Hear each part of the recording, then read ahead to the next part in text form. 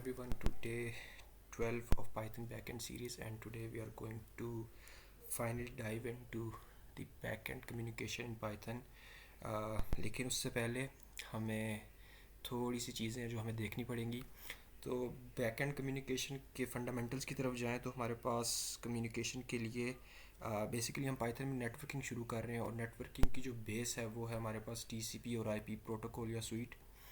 और TCP IP protocol वैसे तो यहाँ पे हमारे पास इसके ब्रीफ ओवरव्यू है, लेकिन अगर मैं इसको सिंप्लीफाई करूँ तो टीसीपी आईपी यहाँ पे मेरे पास आ, इसका कंप्लीट ओवरव्यू है। तो हमारे पास आ, यहाँ पे दो डिवाइसेस हैं, डिवाइस ए और डिवाइस बी। दोनों आपस में कम्युनिकेट कर रही हैं और वो नेटवर्क के थ्रू कम्युनिकेट करेंगी। तो इस पूरे प्रोटोकॉल का, ये पूरे जो टीसीपी का जो स्वीट है, इसका मकसद है कि दो कंप्यूटर्स को आपस में कनेक्ट करना ताकि वो एक दूसरे से बातचीत कर सकें, जैसे दो इंसान आपस में एक दूसरे से बातचीत करते हैं किसी कॉल के थ्रू। तो ओवरऑल जो इसका फंडामेंटल्स हैं वो सिर्फ ये है कि आपने दो डिवाइसेस को आपस में कनेक्ट करना है कि वो एक दूसरे से बातचीत करें, और इसके दरमियान में बहुत सारी पेचीदगियाँ इन्वॉल्व हैं। लेकिन उसको सिंप्लीफाई करते हुए हम यहाँ पे एक डिवाइस को, जो डिवाइस ए है, हम उसको क्लाइंट कहते हैं, और जो डिवाइस बी है हम उसे थोड़ा सा मैं इसको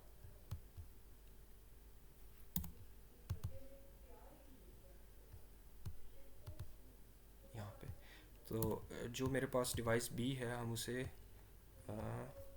होस्ट कहते हैं। लेकिन फंडामेंटली दोनों के दोनों डिवाइसेस जो हैं वो कंप्यूटर्स हैं, और ये आपस में बातचीत कर रहे हैं दोनों सिस्टम्स आपस में।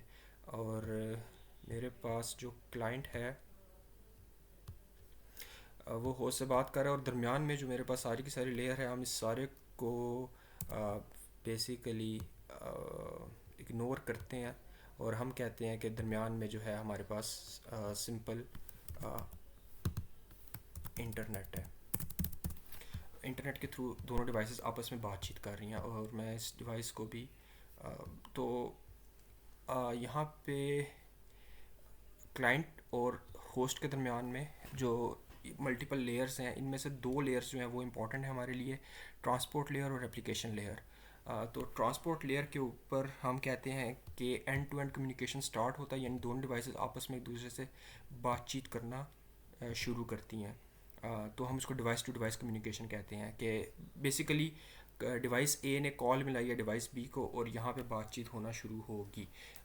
तो ट्रांसपोर्ट लेयर से हमारा काम शुरू होता है, और ट्रांसपोर्ट लेयर हमें बेसिकली एक पाइप प्रोवाइड करती है। अगर मैं इसको सिंप्लीफाई करूँ तो हमारे पास इस किस्म का ओवरव्यू जायज़ होगा कि बेसिकली सिस्टम ए के ऊपर एक प्रोसेस चल रहा है जिसको हम वेब सर्वर कह सकते हैं या बेसिकली कोई क्लाइंट कह सकते हैं, और सिस्टम बी पे एक प्रोसेस चल रहा है, और इन दोनों प्रोसेसेस को जो चीज़ आपस में कनेक्ट कर रही है वो इंटरनेट है। और वो कनेक्शन जो है वो ट्रांसपोर्ट लेयर से होके गुजरता है। बेसिकली ट्रांसपोर्ट लेयर को मैं रिप्रेजेंट कर रहा हूँ, और इसके थ्रू ये आपको बेसिकली अलाउ करती है आपस में दो प्रोसेसेस को या दो कंप्यूटर्स को बात करने का। तो आप इस वायर के थ्रू या इस ट्रांसपोर्ट लेयर के थ्रू दो सिस्टम्स एक दूसरे से बात करते हैं, और इस वायर को फॉर्मली हम सॉकेट्स कहते हैं, और टीसीपी हमें सॉकेट्स प्रोवाइड करती हैं। नेटवर्किंग के अंदर सारा जो कम्युनिकेशन है ओवरऑल दो कंप्यूटर आपस में कम्युनिकेट करते हैं वो सॉकेट्स को यूज़ करके करते हैं। और यहाँ पे हम उसको सिंप्लीफाई कर रहे हैं कि कंप्यूटर ए को हम प्रोसेस कह रहे हैं और कंप्यूटर बी को भी हम प्रोसेस कह रहे हैं, और दो प्रोसेसेस आपस में इंटरनेट के थ्रू एक दूसरे के साथ कनेक्ट हैं और कम्युनिकेट करते हैं। और जो वो मीडियम यूज़ करते हैं उस मीडियम को हम सॉकेट कहते हैं या टीसीपी सॉकेट कहते हैं। तो टीसीपी सॉकेट कनेक्ट करना से पहले हमें ये चीज़, बेसिकली टीसीपी सॉकेट ये है कि आपने कहीं पे कॉल की है। अब अगर आपने किसी इदारे में कॉल की है तो उस इदारे में आपके पास मल्टीपल सब सेक्शंस होंगे या मल्टीपल डिपार्टमेंट्स होंगे। तो आपने किस डिपार्टमेंट या किस रेलिवेंट डिपार्टमेंट के बंदे से बात करनी है, आपको फिर आगे उसकी एक्सटेंशन डायल करनी पड़ेगी। तो आपको टीसीपी के साथ कनेक्ट होने के बाद आपको पोर्ट नंबर बताना पड़ता है, जो कि हमारे पास एक एक्सटेंशन की तरह काम करता है। जैसे यहाँ पे ऑरेंज बॉक्स के अंदर हमारे पास एक डिपार्टमेंट है, आप यहाँ से इसको हम प्रोसेस ए कह सकते हैं और ये प्रोसेस बी है, और प्रोसेस बी सारे इसके साथ कनेक्ट हो रहे हैं, बेसिकली कॉल मिला रहे हैं। और डिपार्टमेंट को कॉल मिलाने के लिए आप ये ऑरेंज वाला एड्रेस यूज़ करेंगे।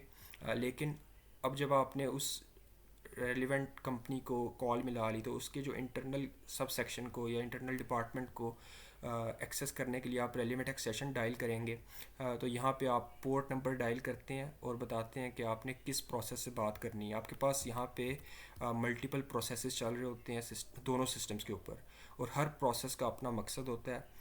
और हमारे पास ईमेल प्रोसेसेस चल रहे होते हैं जिन्हें हम ईमेल सर्वर कहते हैं। हमारे पास लॉगिन के लिए SSH प्रोसेसेस चल रहे होते हैं। हमारे पास वेब सर्वर चलते हैं HTTP वाले और HTTPS वाले सिक्योर वाले। इसके अलावा मेल बॉक्सेस चलते हैं। तो हम इनको यूज़ करके एक्सटेंशन प्रोवाइड करके सॉकेट कनेक्शन इस्टेब्लिश करते हैं। और कुछ जो एक्सटेंशन नंबर्स हैं वो हमारे पास स्टैंडर्ड हैं, उनको हम कॉमन TCP पोर्ट्स कहते हैं। जैसे अगर आपने HTTP के साथ कनेक्ट करना है तो आप हमेशा पोर्ट 80 के ऊपर डायल करेंगे। अगर आपने HTTPS के ऊपर करना है तो आप हमेशा पोर्ट 443 पे डायल करेंगे। लेकिन जब हम ख़ुद से डेवलपमेंट करते हैं तो हम रैंडम पोर्ट्स यूज़ कर रहे होते हैं या हम नॉन स्टैंडर्ड पोर्ट्स यूज़ करते हैं। तो आप ब्राउज़र में जब भी नॉन स्टैंडर्ड पोर्ट यूज़ करते हैं तो ब्राउज़र का जो URL है उसमें आपके पास कॉलन और उस पोर्ट का नंबर हमेशा शो होता है। लेकिन जब आप स्टैंडर्ड पोर्ट यूज़ करते हैं तो तब आपको पोर्ट नंबर शो नहीं करता ब्राउज़र ऑटोमेटिकली। अगर HTTP है तो पोर्ट 80 और अगर HTTPS है तो पोर्ट 443 डायल करता है और आपको यहाँ पे दिखाता नहीं है एक्सप्लिसिटली, लेकिन बिहाइंड द सीन एग्जिस्ट करती है। तो हम पाइथन के अंदर फिर सॉकेट्स देखते हैं कि सॉकेट प्रोग्रामिंग हम कैसे करते हैं सिंपल पाइथन में। तो यहाँ पे मैं सारे को डिलीट करता हूँ और हम यहाँ से सिंपल से शुरू करते हैं। तो सिंपली हम पाइथन के अंदर जो है सॉकेट मॉड्यूल इंपोर्ट करवाएंगे। तो मैं सॉकेट्स का मॉड्यूल इंपोर्ट करवाता हूँ पाइथन के अंदर, और मैं एक सॉकेट बनाता हूँ सॉकेट डॉट सॉकेट कह के। और सॉकेट जो है ये दो किस्म की चीज़ें लेती है मेरे पास। पहले ये लेती है मेरे पास प्रोटोकॉल आईनेट, और दूसरी ये चीज़ लेती है मेरे पास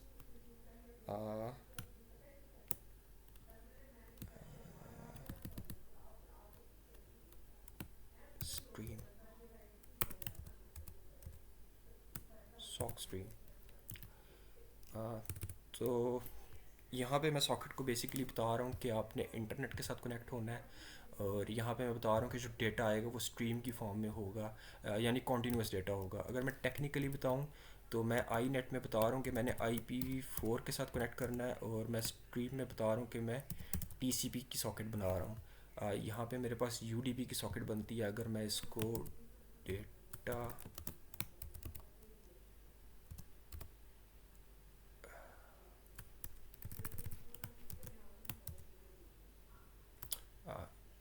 SOL UDP यूज़ करूँ तो मैं लेकिन मैं इसको फ़िलहाल हम TCP के साथ करेंगे क्योंकि मैं HTTP प्रोटोकॉल यूज़ करूँगा। तो मेरे पास सॉकेट आ जाती है और उसको मैंने सेव करना है किसी वेरिएबल में। तो मैं वही यूज़ करूँगा जो मेरे पास यहाँ पे हुआ हुआ था, यहाँ पे सॉकेट। और अब मैंने इस सॉकेट को कनेक्ट करना है। तो सॉकेट को कनेक्ट करने के लिए मैंने mysock डॉट कनेक्ट का मेथड कॉल करना है, और ये जो है एक ट्यूपल लेता है। बेसिकली एक ट्यूपल लेगा, एक वेब एड्रेस लेगा और पोर्ट नंबर लेगा। तो पोर्ट नंबर तो मेरे पास 80 है, लेकिन मेरे पास जो वेब एड्रेस है वो मैं यहाँ से कॉपी करता हूँ और मैं इसको प्रोवाइड करता हूँ। तो ये ट्यूपल लेगा और वेब एड्रेस लेगा। तो ट्यूपल में वेब एड्रेस और पोर्ट नंबर।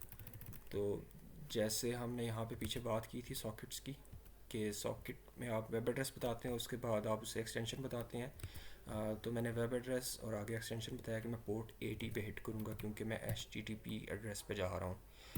तो पाइथन में ये इतना ही आसान है सॉकेट बनाना, और ये वैलिड सॉकेट है। लेकिन अभी इसको यूज़ करने पे मुझे कुछ मिलेगा नहीं, क्योंकि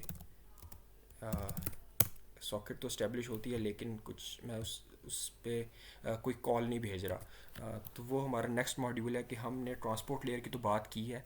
ट्रांसपोर्ट लेयर हमें प्रोवाइड करती है सॉकेट या कनेक्शन प्रोवाइड करती है। अब उस कनेक्शन के ऊपर आपने एक एप्लीकेशन रन करनी है जिसको हम क्लाइंट्स की आवाज़ में, क्लाइंट्स की ज़ुबान में यूज़र एजेंट कहते हैं, और दूसरी साइड पे होस्ट की ज़ुबान में हम उसे सर्वर्स कहते हैं। तो मेरे पास क्लाइंट्स के लिए बहुत सारे यूज़र एजेंट्स हैं। हमारे पास वेब ब्राउज़र्स होते हैं। इसके अलावा हमारे पास एप्लीकेशन होती हैं, मोबाइल एप्लीकेशंस बेसिकली, वो भी वेब ब्राउज़र्स की तरह ही होती हैं। वो वेब ब्राउज़र्स को ही लेवरेज करती हैं बैकएंड के ऊपर। और हमारे पास डेस्कटॉप की जो ऐप्स होती हैं, और इसके अलावा हमारे पास वेब क्रॉलर्स होते हैं, और जिन्हें हम वेब स्क्रैपर्स भी कहते हैं। और इसके अलावा हमारे पास आईओटी डिवाइसेस होती हैं, और हमारे पास कस्टम यूज़र एजेंट्स होते हैं, जिनको हम बेसिकली टेस्टिंग के लिए यूज़ करते हैं, जैसे सिलीनियम। लेकिन आजकल हमारे पास बेसिकली एआई एजेंट्स भी आए हुए हैं, जो भी वो भी इस कैटेगरी में आते हैं। तो इनकी अंडरस्टैंडिंग होना ज़रूरी है। पहले अगर हम बैकएंड पे जाते हैं, हमने बेसिकली जब बैकएंड प्रोग्रामिंग करनी है तो हमने इस साइड को फोकस करना है। लेकिन जब हम बैकएंड प्रोग्रामिंग करेंगे तो ये वाली साइड बोलेगी। इस साइड के बोलने से पहले ये वाली साइड क्या कहती है, क्लाइंट वाली साइड क्या कहती है, इसको सुनना ज़रूरी है। तो क्लाइंट वाली साइड कैसे बोलती है अभी हम वो देख रहे हैं, और अगर हम देखते हैं कि वो बोलती क्या है तो फिर हम उसको सुन सकते हैं, उसको समझ सकते हैं, और फिर हम होस्ट वाली साइड पर बेहतर तरीके से बात कर सकते हैं। तो मेरे पास क्लाइंट वाली साइड पे ये मुख्तलिफ़ किस्म की एप्लीकेशंस होती हैं। इन सारी एप्लीकेशंस का जो जनरल नाम है वो है कि इन सबको हम यूज़र एजेंट्स कहते हैं। और यूज़र एजेंट में एक जो इम्पोर्टेंट टाइप मैं भूल गया था वो थी स्क्रीन रीडर्स। Screen readers. तो हमारे पास ये जो पहले तीन यूज़र एजेंट हैं, ये सारे ये एक ही कैटेगरी के यूज़र एजेंट्स हैं। ऑलमोस्ट सिंपल सेम है, लेकिन थोड़ी बहुत फंक्शनैलिटी डिफरेंट है। कि इसमें ना आपके पास व्यू पोर्ट का फ़र्क होता है कि आपकी व्यू पोर्ट की डायमेंशंस डिफरेंट होती हैं। लेकिन स्क्रीन रीडर जो है वो मेरे पास टोटली डिफरेंट चीज़ है। स्क्रीन रीडर बेसिकली तो एक वेब ब्राउज़र होता है, लेकिन जो उसको डेटा वेब ब्राउज़र पे आता है वो उसको रीड करता है।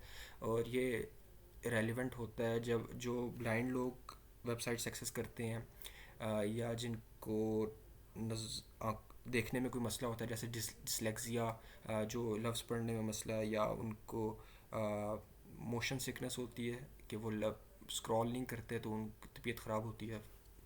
तो उनके लिए वेब इंटरनेट को इंक्लूसिव बनाने के लिए हम स्क्रीन रीडर्स यूज़ करते हैं, और वो डेटा पढ़ते हैं, लेकिन ओवरऑल सारे सेम प्रिंसिपल पे काम करते हैं।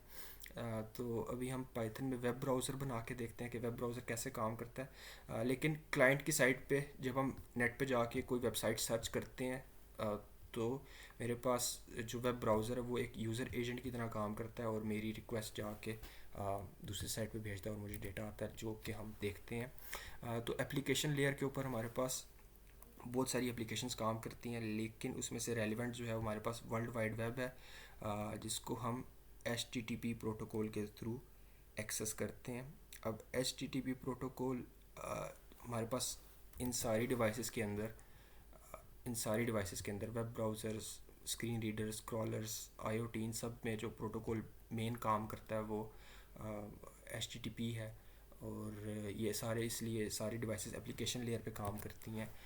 तो HTTP जो है वो रिस्पॉन्सिबल है कि वो डेटा ले के आता है और आपको डिस्प्ले करवाता है।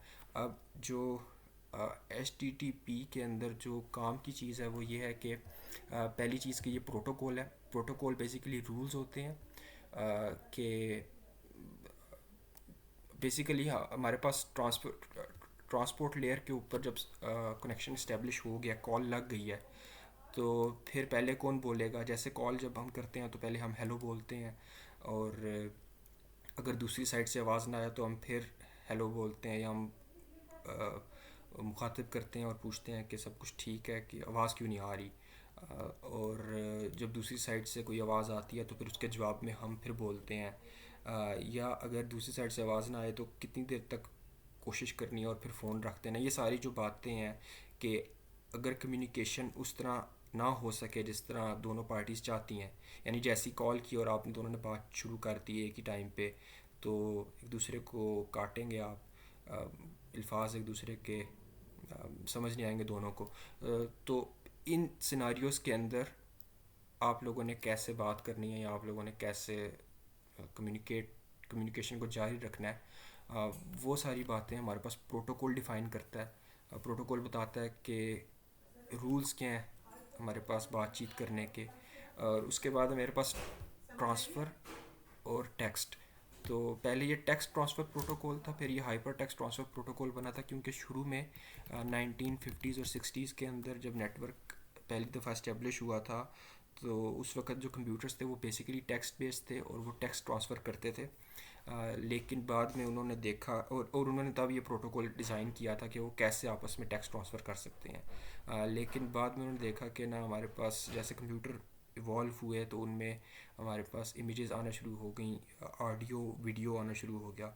तो उन्होंने कहा कि हमने अब ऑडियो और वीडियो को भी ट्रांसफ़र करना है एक जगह से एक सिस्टम से दूसरे सिस्टम पे। तो उन्होंने उसी टेक्स्ट ट्रांसफ़र प्रोटोकॉल को मॉडिफाई किया और उसका नाम उन्होंने हाइपर रखा। और वर्बली हाइपर का मतलब है कुछ ज़्यादा। तो हाइपर जब टेक्स्ट के साथ मिलता है तो बनता है कि टेक्स्ट से कुछ ज़्यादा। तो अब आप सेम प्रोटोकॉल को यूज़ करके टेक्स्ट से कुछ ज़्यादा भेज सकते हैं। बेसिकली आप वीडियोस, ऑडियोज़ और इमेजेस को भी भेज सकते हैं, जो कि हमारे पास वेब पेजेस का आज भी हिस्सा है। तो हाइपर टेक्स्ट ट्रांसफ़र प्रोटोकॉल जो है वो डिटरमिन करता है कि कैसे एप्लीकेशन लेयर के ऊपर डेटा एक सिस्टम से दूसरे सिस्टम पे जाएगा, या एक सिस्टम पे जो एप्लीकेशन चल रही है वो कैसे दूसरे सिस्टम की एप्लीकेशन से बात करेगी। तो H T T P protocol की डेफिनेशन है कि हमारे पास रूल्स बताती है प्रोटोकॉल। और जैसे यूएसए के अंदर आप राइट साइड पे ड्राइव करते हैं, बाकी दुनिया में आप लेफ़्ट साइड पे ड्राइव करते हैं। तो ये जो रूल्स इस्टेब्लिश करती है, ये इसको प्रोटोकॉल कहते हैं। और अगर हम एच टी पी प्रोटोकॉल की बात करें तो ये रॉबर्ट कायू ने सर्न के अंदर 1989-1990 में, जब हमारे पास वेब ओपन सोर्स हुआ था, तब इस्टेब्लिश किया था। और हमारे पास एच टी पी प्रोटोकॉल के तीन हिस्से हैं। आप बेसिकली सबसे पहले आप प्रोटोकॉल बताते हैं, उसके बाद आप होस्ट का एड्रेस बताते हैं, और अगर आपने कोई स्पेसिफ़िक होस्ट के ऊपर जाके कोई स्पेसिफ़िक रिसोर्स जमा करना है या लेना है, तो आप उसका नाम बताते हैं कि आप उस डॉक्यूमेंट को जाकर रिट्रीव कर रहे हैं। तो ये दो बंदे थे, टिम बर्नर्स ली और रॉबर्ट कायू, इन्होंने H T T P protocol design किया था। तो हम सर्वर से जाके डेटा ले सकते हैं। और यहाँ पे मैं बल्कि इस ही को सारे को मैं कॉपी करता हूँ और मैं यहाँ पे अपने पास टर्मिनल खोलता हूँ। और टर्मिनल के अंदर मैं बल्कि एक मिनट, उसकी बात आगे आ रही। तो डेटा सर्वर से लेके आना, उसके लिए हम गेट रिक्वेस्ट यूज़ करते हैं।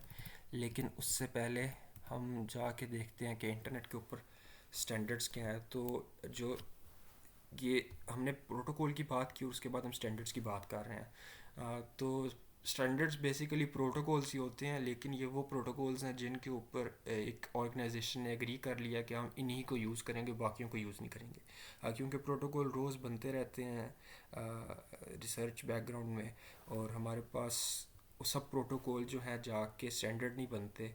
स्टैंडर्ड प्रोटोकॉल तभी बनता है जब उसको इंटरनेट इंजीनियरिंग टास्क फोर्स, अगर मैं वेब की बात करूँ तो उसमें अगर IETF उसको अप्रूव करती है और अपनी डॉक्यूमेंटेशन का हिस्सा बनाती है, जिसको हम RFC कहते हैं, रिक्वेस्ट फॉर कमेंट। तो यहाँ पे मेरे पास HTTP का RFC है, बेसिकली सिंपल डॉक्यूमेंट है, और ये बताता है कि HTTP प्रोटोकॉल यूज़ कैसे होगा, और काफ़ी लेंथी डॉक्यूमेंट होता है। और आपके पास इस तरह के बेशुमार स्टैंडर्ड्स हैं। RFC आपका बड़ा बड़ा है, जिसमें आपके पास बहुत सारे स्टैंडर्ड्स हैं, और एक वेब ब्राउज़र को एक अच्छे यानी एक प्रॉपर वेब ब्राउज़र को चार चीज़ों का ख्याल रखना पड़ता है। उसको आर एफ सी सारे इम्प्लीमेंट करने पड़ते हैं। इसके बाद उसे एच टी एम एल का पूरा स्टैंडर्ड पढ़ के इम्प्लीमेंट करना पड़ता है, सी एस एस का पूरा स्टैंडर्ड पढ़ के इम्प्लीमेंट करना पड़ता है, और जावा स्क्रिप्ट का पूरा स्टैंडर्ड पढ़ के उसे इम्प्लीमेंट करना पड़ता है। ये चार चीज़ें जब आप इम्प्लीमेंट करते हैं एक ब्राउज़र के अंदर, एक सॉफ्टवेयर के अंदर, तो फिर आप सॉफ्टवेयर को ब्राउज़र कह सकते हैं।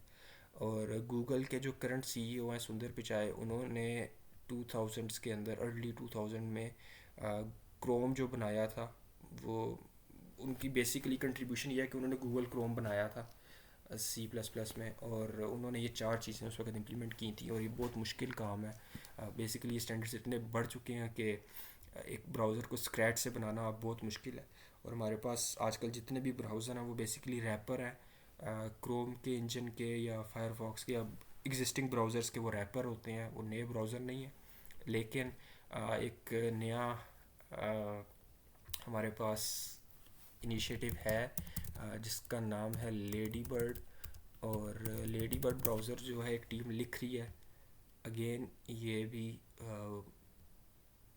यूरोप की है, जहाँ पे पहले हमारे पास ये जो हमने सर्न की बात की, तो सर्न भी यूरोप में है, स्विट्ज़रलैंड में, और ये भी यूरोप की टीम है जो कि स्क्रैच से ब्राउज़र लिख रही है। ये क्रोम का या फायरफॉक्स का रैपर नहीं है, ये ज़ीरो से लिखा जा रहा है। तो काफ़ी एम्बिशियस प्रोजेक्ट है, लेकिन एक ब्राउज़र को बनाने के लिए आपको सारे आर एफ सीज़, सारे एच टी एम एल, सारे सी एस एस और जावास्क्रिप्ट के स्टैंडर्ड्स इम्प्लीमेंट करने पड़ते हैं। तो मेरे पास यहाँ पे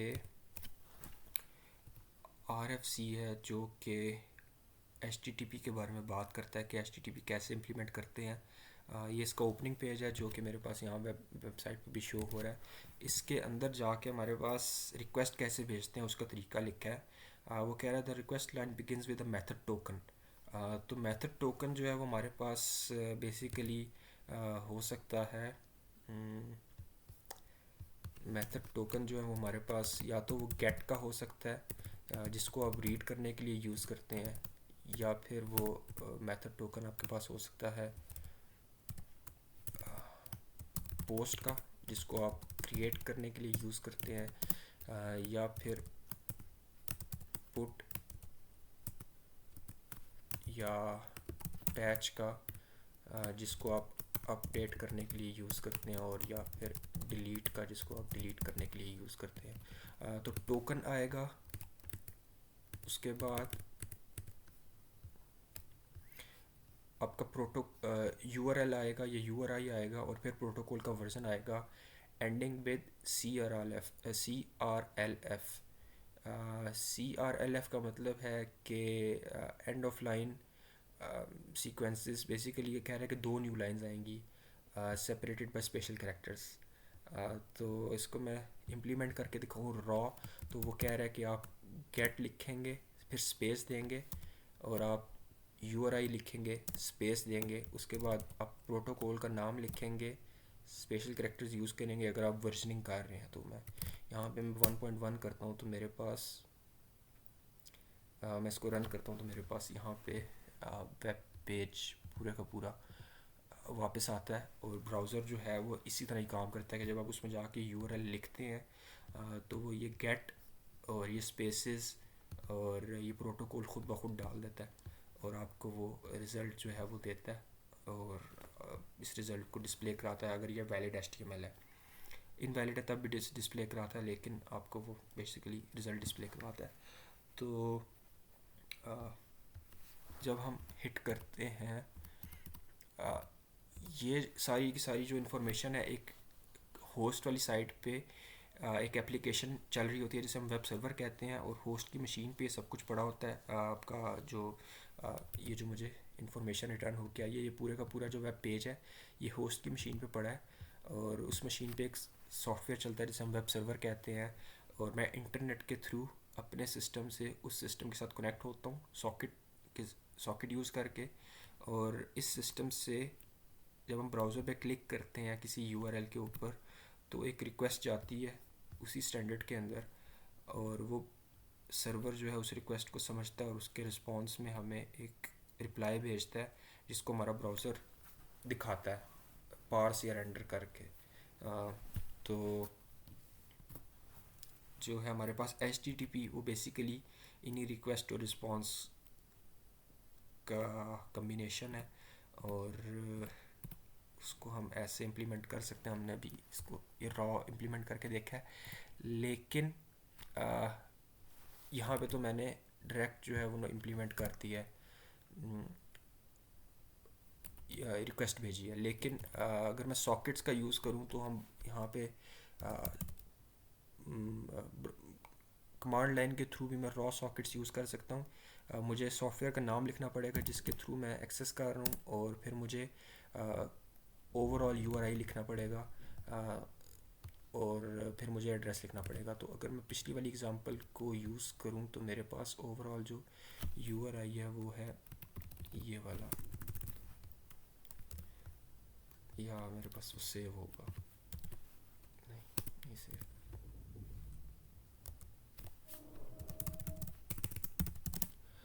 तो ये वाला URL यूज़ कर लेता हूँ इस दफ़ा।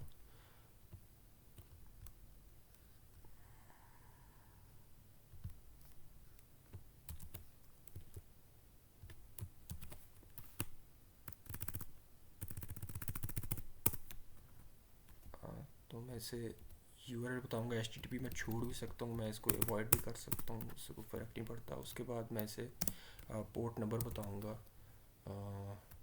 इसको मैं छोड़ देता हूँ। तो ये कनेक्ट हो जाएगा, लेकिन ये जो है थोड़ी देर के लिए कनेक्ट होगा। अगर मैं जल्दी से इस पर रिक्वेस्ट नहीं भेजूँगा तो मुझे रिस्पॉन्स नहीं आएगा। तो ये आपको शॉर्ट लिव कनेक्शन प्रोवाइड करता है क्योंकि सॉकेट्स यूज़ हो रही हैं रॉ। तो अब मैंने इस पर एक दफ़ा इंटर दबाया और दो दफ़ा इंटर दबाया, तो फिर मुझे दो दफ़ा इंटर दबाया तब जाके रिस्पॉन्स आया है। तो वो जो यहाँ पे ये कह रहा था CRLF is allowed except the final CRLF sequence, वो ये कह रहा था कि जब आप रिक्वेस्ट भेजते हैं तो दो दफ़ा आपने एम्प्टी लाइन यूज़ करनी है, \n न्यू लाइन करेक्टर। पहली दफ़ा जब आप लगाएंगे तो आप नई लाइन पे आएंगे और फिर आपने एक लाइन खाली छोड़नी है। तो उसके नतीजे में जो मुझे पहले इंफॉर्मेशन मिली है वो मेरे पास हेडर्स हैं जो मुझे सर्वर ने भेजे हैं, जो एक्स्ट्रा इन्फॉर्मेशन है, और जो एक्चुअल इन्फॉर्मेशन है जो मुझे रिक्वायर्ड है वो ये है, और फिर मेरे पास कनेक्शन क्लोज़ हो गया। तो इस सारे को अगर हम पाइथन के अंदर इम्प्लीमेंट करें और हम एक सिंपल वेब ब्राउज़र बनाएं तो हम उसको देखते हैं कि हम एक सिंपल वेब ब्राउज़र कैसे बना सकते हैं। तो हमारे पास सॉकेट का कोड तो लिखा हुआ था पाइथन में। अब इसको यूज़ करके हम आगे काम करते हैं कि मैंने इस सॉकेट को कनेक्ट कर लिया, और अब जो है मैं यहाँ पे कमांड भेज सकता हूँ। तो मैं कमांड भेजता हूँ यहाँ पे एक स्ट्रिंग के अंदर, तो वही गेट लिखूँगा, बल्कि मेरे पास कॉपी है, मैं कॉपी मैं गेट लिखूँगा और मैं आगे कंप्लीट URL लिखूँगा जो मुझे यहाँ से ये,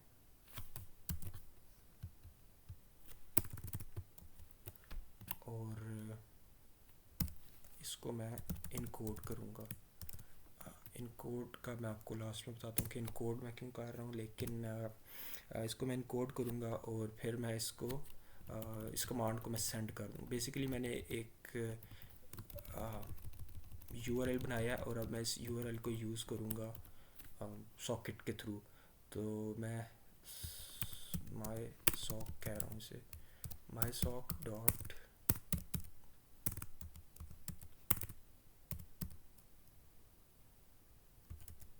सेंड, और मैं ये कमांड इसको भेज दूँगा।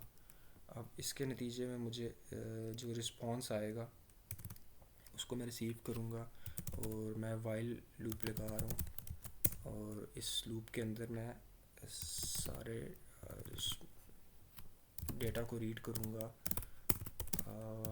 माई सॉक डॉट रिसीव करूँगा मैं, टोटल इसमें 512 कैरेक्टर्स हैं तो मैं 512 ही कैरेक्टर्स लिखूँगा, और अगर लेंथ ऑफ डेटा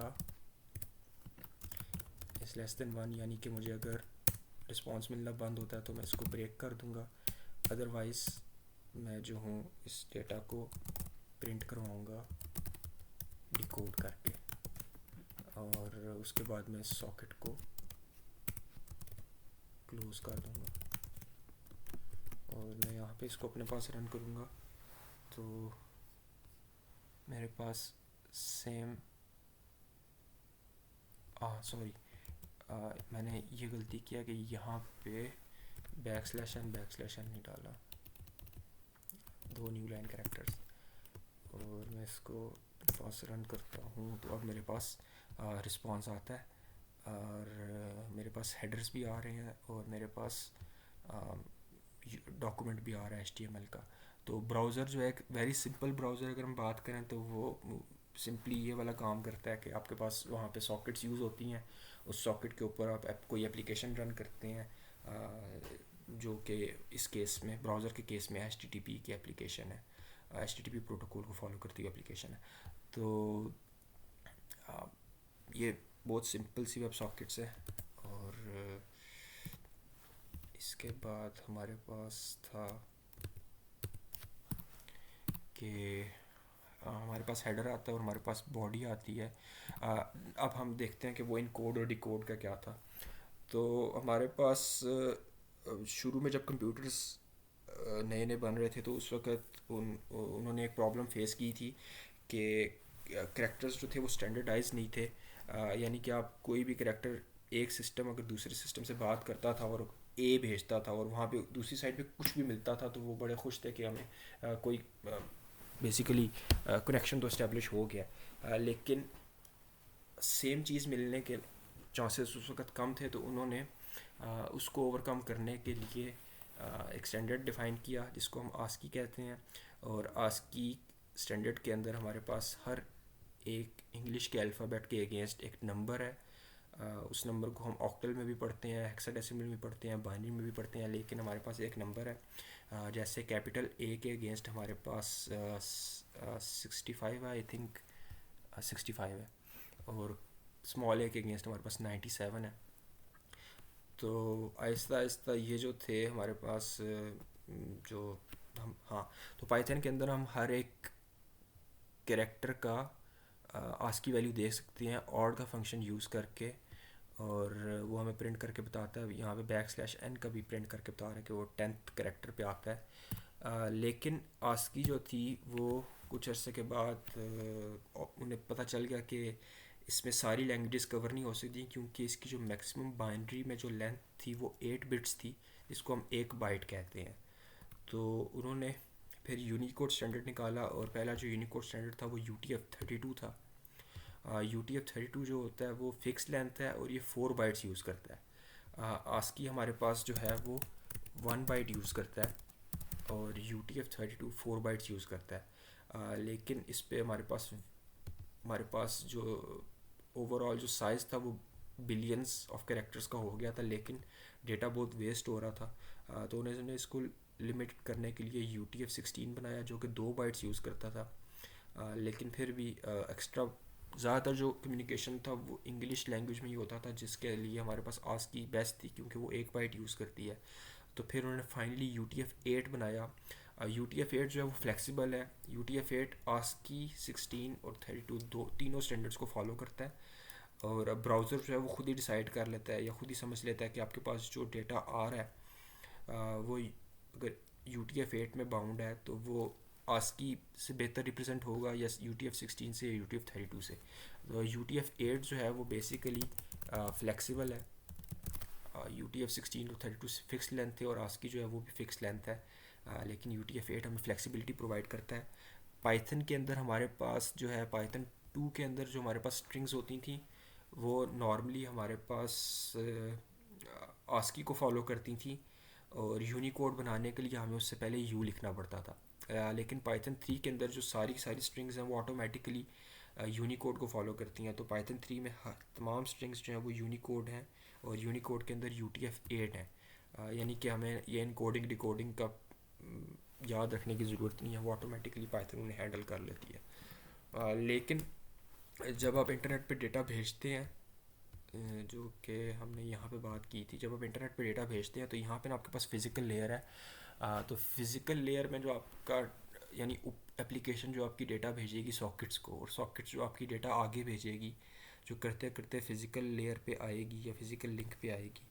तो फिज़िकली जो आपका डेटा जो ट्रैवल होता है वो आपका वायर्स के ऊपर होता है, और वायर्स में जो हमारे पास डेटा ट्रैवल होता है वो बिट्स की फॉर्म में होता है। तो आपने जब आपकी हमारी एप्लीकेशन जो पाइथन एप्लीकेशन है वो UTF-8 फॉलो करती हैं, लेकिन UTF-8 जो है वो हायर लेवल रिप्रेजेंटेशन है, आपको उसको कन्वर्ट करना पड़ता है बिट्स में, क्योंकि जो वायर्स के ऊपर डेटा ट्रैवल करेगा वो बिट्स में ही एक्सेप्टेबल है। तो उसको कन्वर्ट करने के लिए आपको पाइथन के अंदर यहाँ भी ये कोड कन्वर्ट लिखना पड़ता है, जिसके अंदर हमारे पास इम्प्लिसिटली ना जो मेरे पास इनकोडिंग स्टैंडर्ड है वो है UTF-8। और आपको डिकोड में भी लिखना पड़ता है कि आपके पास डिकोड में कौन सा इनकोडिंग स्टैंडर्ड आप यूज़ कर रहे हैं, और वो भी इम्प्लिसिटली जो है वो UTF-8 ही होता है बाय डिफ़ॉल्ट। डिफ़ॉल्ट वैल्यू उसकी UTF-8 है, और अगर आप इसको दोबारा रन करते हैं तो आपके पास सेम रिस्पॉन्स आता है। तो आप बेसिकली जब आप इनकोड लिख रहे हैं तो आप UTF-8 वाली स्ट्रिंग को कन्वर्ट कर रहे हैं बाइट्स के अंदर, जो कि आप सॉकेट के थ्रू फिर आप भेज रहे हैं। और जब आप बाइट्स फिर ले रहे हैं तो पाइथन में प्रिंट करवाने से पहले ना आप उन बाइट्स को कन्वर्ट कर रहे हैं वापस UTF-8 स्ट्रिंग्स के अंदर, ताकि आप पाइथन में उसे प्रिंट करवा सकें। अगर मैं रॉ प्रिंट करवा दूं तो मेरे पास आई थिंक मेरे पास ये रॉ स्ट्रिंग आई है, और कंप्लीट स्ट्रिंग है। इसके अंदर मेरे पास मल्टीपल कैरेक्टर्स यूज़ हो रहे हैं जो कि न्यू लाइंस बताते हैं, जो यहाँ पे नई नई लाइनें आ रही हैं उनका बताते हैं, लेकिन यहाँ पे वो new line characters as it is आए हैं बाइट्स की सूरत में, लेकिन पाइथन ने फिर भी उसको रिसीव करके बाइट्स को रेलिवेंट कैरेक्टर्स के अंदर कन्वर्ट कर दिया फिर भी। तो हम इनकोडिंग और डिकोडिंग यूज़ करते हैं वायर के ऊपर डेटा भेजने से पहले या डेटा लेने से पहले। तो पाइथन के अंदर हमारे पास सारी की सारी जो है स्ट्रिंग्स वो UTF-8 है, और हम उसको कन्वर्ट करते हैं बाइट्स में। तो इस सारे को हम सिंपल कर सकते हैं URL लिब के थ्रू, जो हमें सारा कोड लिखा है। अगर मैं इसको कन्वर्ट करूँ URL लिब के कोड में तो ये ज़्यादा आसान है, और URL लिब जो है वो ख़ुद ब खुद कन्वर्ट करता है, सॉकेट खोलता है, कनेक्ट करता है, और डेटा भेजता है, डेटा लेके आता है, सॉकेट क्लोज़ करता है ऑटोमेटिकली URL लिब, सिर्फ इस एक लाइन ऑफ कोड के अंदर। तो पूरे का पूरा जो हमने वेब ब्राउज़र बनाया था उसको मैंने उसको हम URL लिब के थ्रू पाइथन में 4 लाइन पे चेंज कर सकते हैं। और लेकिन ये यहाँ पे मुझे हेडर नहीं दिखा रहा, ये सिंपल डेटा दिखा रहा है। तो हेडर देखने का भी तरीका है, लेकिन URL लिब बाय डिफ़ॉल्ट आपको डेटा ही चाहिए होता है तो वो डेटा ही दिखाता है।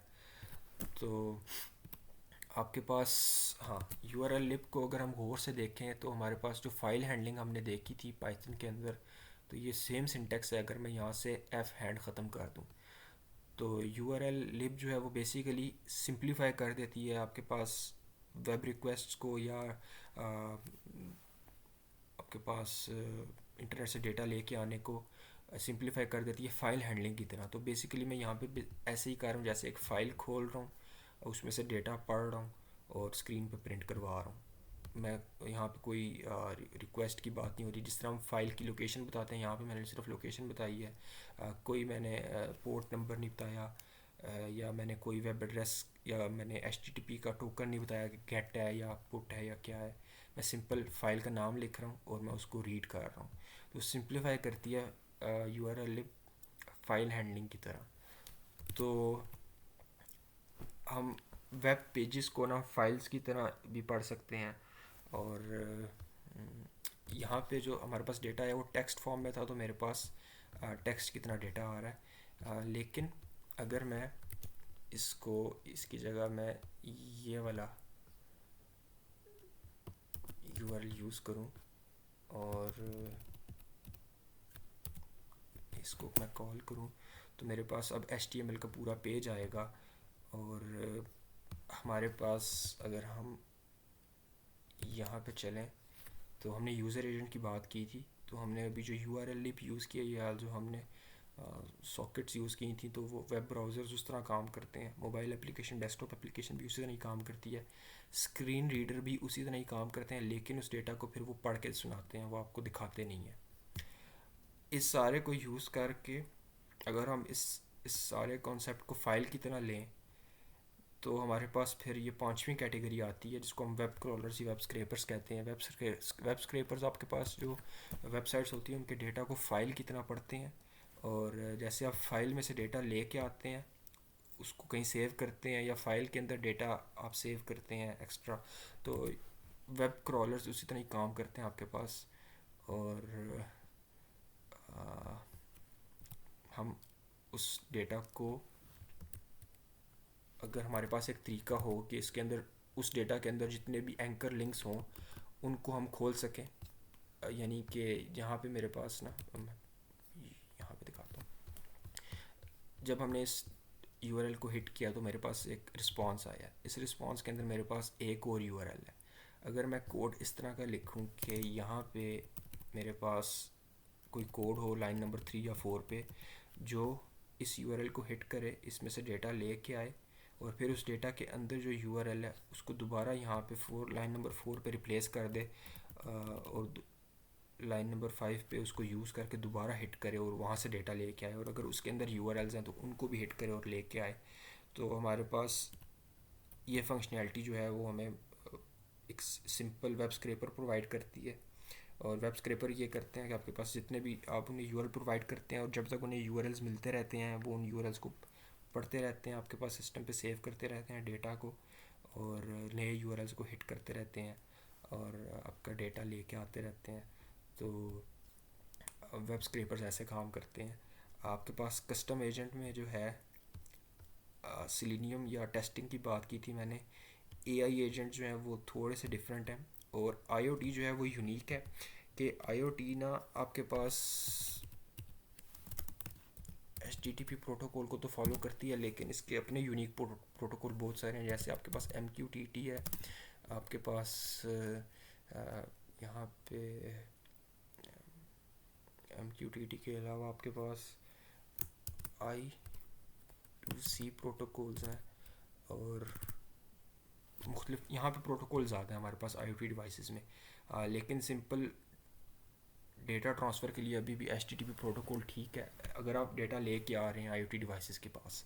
लेकिन अगर IoT डिवाइसेस से डेटा आप दूसरे सिस्टम पे ले के आ रहे हैं, तो उसके लिए फिर हम डिफरेंट प्रोटोकॉल यूज़ करते हैं, इसमें MQTT ज़्यादा इंपॉर्टेंट है। और अगर आप कोई फंक्शनैलिटी प्रोवाइड कर रहे हैं IoT डिवाइस को कनेक्ट करके वेबसाइट्स के साथ, एक IoT डिवाइस से कोई और IoT डिवाइस कनेक्ट चलवा रहे हैं, उनको फंक्शनल बना रहे हैं, तो आप फिर I2C या I2C का प्रोटोकॉल यूज़ करते हैं। और भी बहुत सारे प्रोटोकॉल हैं, लेकिन इन सारे जो है हमारे पास यहाँ पे, इन सारी डिवाइसेस के अंदर हमारे पास HTTP प्रोटोकॉल ही चलता है। AI एजेंट्स जो हैं वो भी HTTP प्रोटोकॉल को फॉलो करते हैं, लेकिन रिसेंटली यहाँ पे हमारे पास AI एजेंट्स में 2-3 नए प्रोटोकॉल आए हैं, जिसमें हमारे पास एजेंट टू एजेंट प्रोटोकॉल है। इसके अलावा हमारे पास MCP सर्वर्स हैं या MCP प्रोटोकॉल है, और एक और प्रोटोकॉल है, उसका नाम मुझे याद नहीं आ रहा। तो इसके डिफरेंट प्रोटोकॉल्स हैं। HTTP कम यूज़ होता है, बाकी ज़्यादातर डिवाइसेस में हमारे पास HTTP प्रोटोकॉल ही यूज़ होता है, और ये सिंपल फंक्शनैलिटी है जो कि क्लाइंट साइड के ऊपर काम करती है। अब हम होस्ट साइट को देखेंगे नेक्स्ट टाइम से, लेकिन गूगल के अंदर जो पहली शुरू में जो लाइंस लिखी थी गूगल ने, क्योंकि गूगल जब शुरू हुआ था तो वेब स्क्रैपर के तौर पे शुरू हुआ था। वो वेबसाइट्स, सारी वेबसाइट्स को जमा करता था, फिर उन्हें रैंक करता था डिस्प्ले करवाने के लिए। तो उन्होंने जो पाइथन में शुरू में कोड लिखा था वो ये 3-4 लाइंस का कोड था सिंपल, जो कि वेबसाइट से डेटा ले के आता था और उसको अपने पास किसी और फाइल में सेव करता था, और यहाँ से हमारे पास फिर वेब स्क्रैपिंग और बाकी चीज़ें चलती हैं। लेकिन वो हमारा एजेंडा नहीं है। हमारा एजेंडा सिर्फ उतना करना था कि हम ये यूज़र एजेंट्स को एक तरफा देख सकें कि यूज़र एजेंट कौन कौन से होते हैं क्लाइंट साइड के ऊपर, और वो होस्ट को किस तरह से इन्वोक करते हैं या क्या रिक्वेस्ट भेजते हैं। तो हमारे पास सिंपल यूज़र एजेंट इसी तरह होते हैं। हमारे पास टर्मिनल के अंदर भी सिंपल एप्लीकेशन हैं, जैसे अभी मैंने टेलनेट की बात की थी, इसी तरह हमारे पास कर्ल भी है। कर्ल को भी आप आगे